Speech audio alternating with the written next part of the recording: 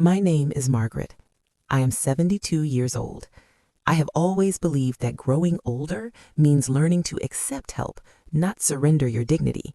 But sometimes the line between help and control becomes very thin, and this is the story of when that line finally broke. I wasn't always fragile. I used to run after children, walk miles to work, cook 3 meals a day, and still have energy left to sing in the kitchen with my husband. But time has a way of softening bones and slowing footsteps. A few years ago, my doctor prescribed daily medication to help my heart stay steady and my blood pressure calm. They told me the pills were important, so I took them the way I was told, every morning, every night. And slowly, I learned to live gently inside my smaller world. After my husband passed, I began living alone. My son Daniel and his wife Emma worried, and I appreciated that. "Mom, you shouldn't be alone so much," they'd say. Eventually, they suggested moving in to help out. I agreed, not because I couldn't survive, but because I didn't want to be lonely anymore.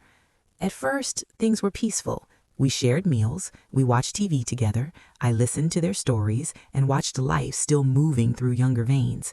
But slowly, things began to change. One day, I went to the cupboard where I kept my medication, and the bottle was gone. I searched quietly, cupboards, drawers, pockets, nothing. So I asked gently, "Emma, have you seen my pills?" She smiled too quickly. "Oh yes, we're just organizing your meds better. Don't worry." Her tone didn't sound wrong, but it didn't feel right. From that day on, she kept the pills in a little locked box. "For your safety," she said, and every day she brought me what she believed I should take, only what she decided, only when she chose. Sometimes she forgot. Sometimes she said, "You don't need these today." Sometimes she gave me fewer than prescribed. And when dizziness returned, when headaches crept in, when my chest felt tight, she would sigh softly and say, "Mom, it's your age, not the medicine." I began to doubt myself. Was I forgetting? Was I confused? The worst part of aging is not pain. It is the moment people stop believing your voice. Weeks turned into months. My independence faded slowly like old paint on a wall. I wasn't allowed to cook for safety. I wasn't allowed to do laundry. I wasn't allowed to drive. And little by little, I wasn't allowed to decide for myself. One evening, my granddaughter came to visit. She hugged me tightly and whispered, "Grandma, why do you always look tired now?" And I realized I had forgotten what it felt like to be strong. A few days later, I overheard a conversation I was never meant to hear. My bedroom door was slightly open. I heard Emma say quietly to Daniel, "Her medication makes her too independent. If she stays weak, we can keep the guardianship process simple. The lawyer said proof she can't manage alone will make everything easier." Guardianship, control, ownership over my life. I sat frozen on my bed. Every memory of kindness cracked all at once. So I did something I never thought I'd have to do in my own home. I bought small security cameras, not to spy, but to survive. I installed them discreetly in the kitchen and living room, the places where my medication was kept and handled. And then I waited. For days I stayed quiet, pretended nothing had changed, and the truth began to record itself.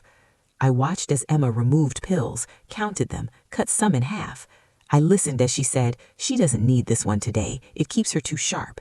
I watched her roll her eyes when I asked for my medication like a child asking for dessert. I listened to them discuss legal paperwork as if my life were an application form. And when they spoke about my house, my savings, my belongings, I realized that to them, I was no longer a person. I was an asset. The night I finally gathered the recordings together, I didn't scream. I didn't accuse anyone. I waited until the house was calm. Then I called my doctor, and then a lawyer, and then my old friend who had once promised, "If you ever need me, really need me, call." And I did. The next morning, when Daniel and Emma sat down for breakfast, I placed my laptop on the table and pressed play.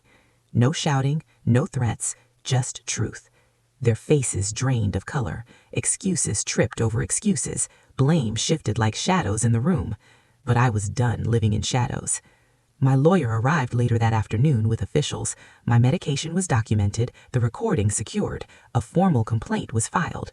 I was assisted in relocating temporarily to my friend's home, somewhere safe, somewhere quiet, somewhere I could breathe. And do you know what happened next?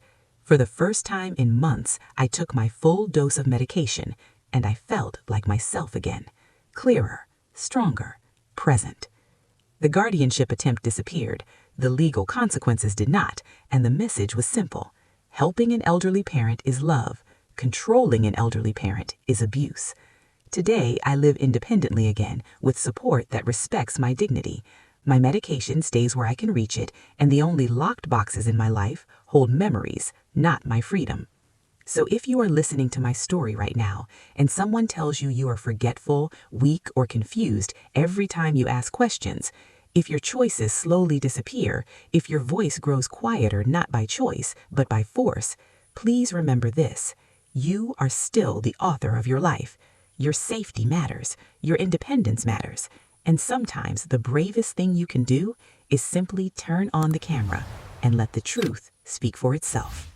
That is my story.